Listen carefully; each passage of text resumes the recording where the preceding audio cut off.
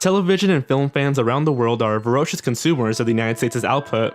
Big Hollywood productions are now being co-financed by Chinese studios, and their scripts are being tweaked to appeal to international audiences. When this kind of content can't be acquired or officially remade, there's always one other viable option. Just rip it off. This can result in some hilarious and surreal versions of familiar properties, especially if we're talking about kids shows, which is already surreal and hilarious in itself. So as a note to copyright infringement, today we're going to take a look at 11 insane knockoffs of popular children's shows.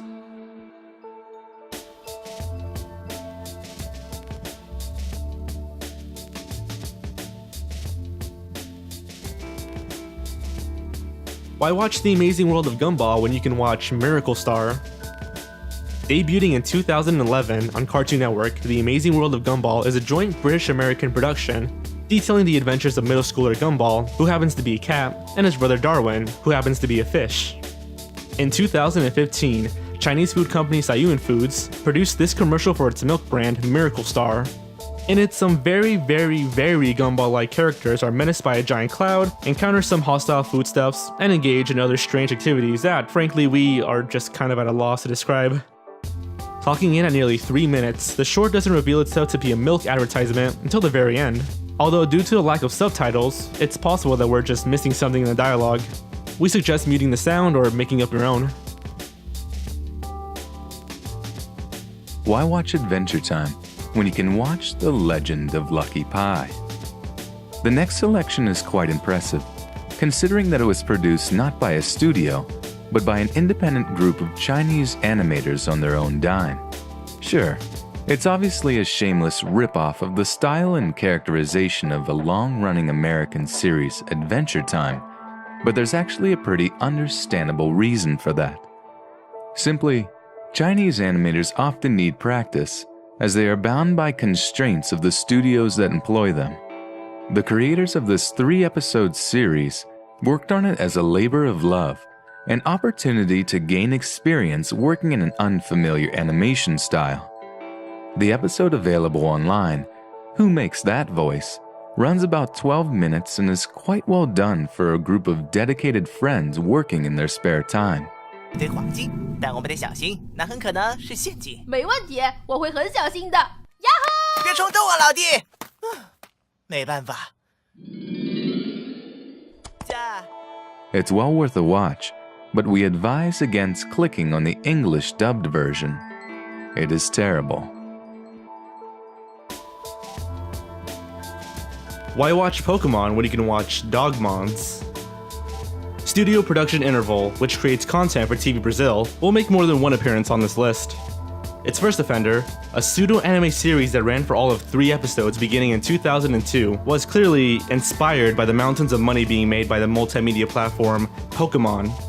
The first episode was aired in 5 parts, and an additional 2 episodes were produced but never aired. Plans for 17 episodes were scrapped when the airing flopped and the series was largely forgotten about. That is until YouTube intervened. The entire first series, The Portal, is available online. And while it is interesting to see Brazilian animators try their hands at Japanese anime, they only just come close, resulting in a sort of uncanny anime valley that is a little off-putting. Plus, if we're being honest, it's just not that good. Nice try, Brazil. Why watch My Little Pony when you can watch Philly Fantasia? This bizarre hybrid would be truly confusing even if it were not actively flipping the bird at intellectual property law itself. An English-language Spanish production based on a German toy line, billed as Central Europe's most successful, Philly Fantasia is a crappy CGI knockoff of My Little Pony, Friendship is Magic, and it's a crappy knockoff that simply no one was waiting for. Specifically, nobody has been waiting for it for about 3 years.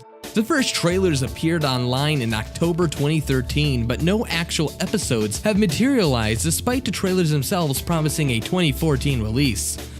The voice acting and sound design are of decent quality, but the animation is likely to make you feel like you woke up in 2001.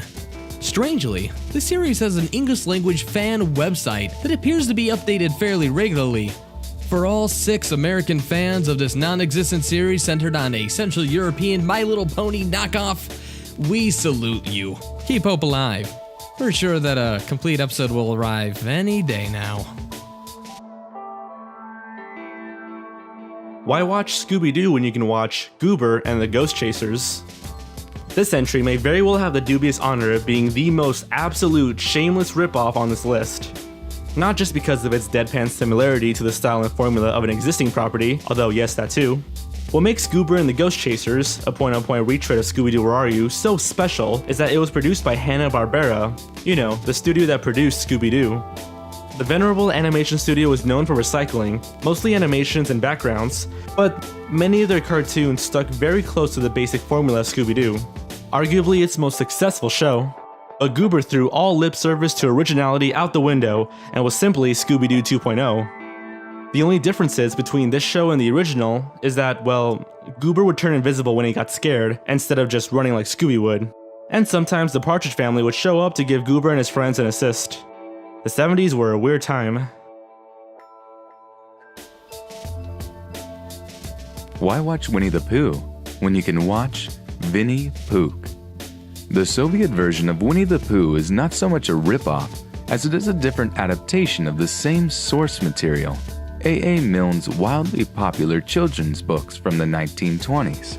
Considering that the American adaptations have debuted several years before, however, it is easy to lump it into this category, and we include it on this list for a simple reason. It's hilarious. For instance, the version of the story where Pooh visits Rabbit opens with a solid 2.5 minutes of Pooh and Piglet stomping through the forest, arguing about where to go and singing about how the mornings are the best time for visits. The story takes a familiar turn, with Pooh ending up stuck in Rabbit's hole. But we've all seen this before. We're here for the Russian dialogue, which really is the most jarring possible accompaniment to Winnie the Pooh. The Soviet version noticeably does not feature a Christopher Robin character, or any human characters at all. The shorts are quite well produced, and were a hit upon release, still airing periodically on Russian television to this day. Why watch Power Rangers when you can watch tattooed teenage alien fighters from Beverly Hills / Mega Powers? The insanely named tattooed teenage alien fighters from Beverly Hills somehow manages to completely jack the entire Power Rangers concept, while also evoking Teenage Mutant Ninja Turtles of its title, and simultaneously edging in on the 90210 demographic with its setting. This truly embarrassing ripoff was produced by DIC Entertainment, which never met an intellectual property it didn't like. It ran on the USA Network from 1994 to 1995, incredibly managing an 40-episode lineup before being cancelled. Mega Powers has the distinction of being just as blatant as a ripoff, but nowhere near as slickly produced.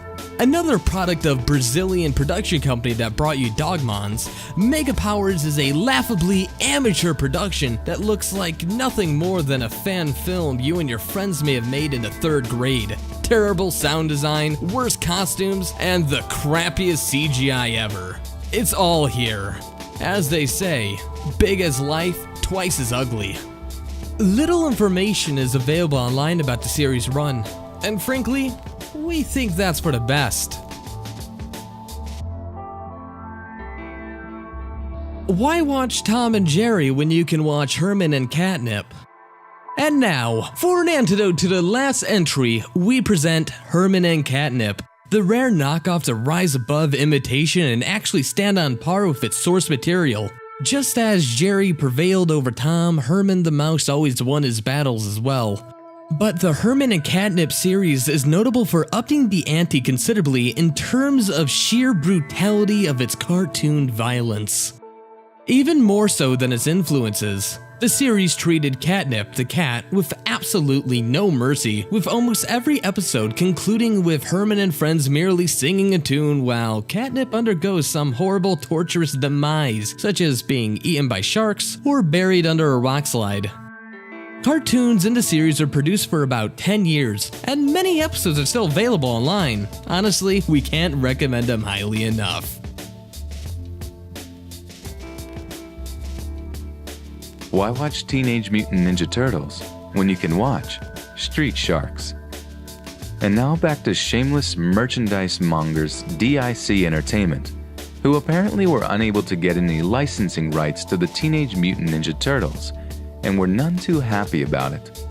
In addition to the previously mentioned show with the suspect title, its animated series Street Sharks attempted to cash in through sheer, unadulterated imitation.